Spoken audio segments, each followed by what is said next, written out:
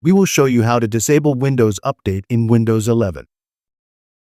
First, right-click the Start menu, then select Run. Type in gpedit.msc and press Enter.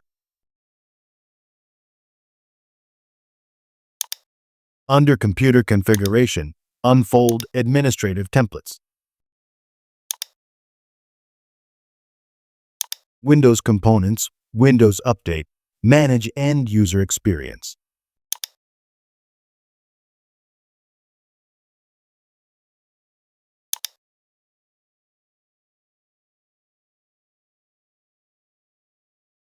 Double-click Configure Automatic Updates and select Disable.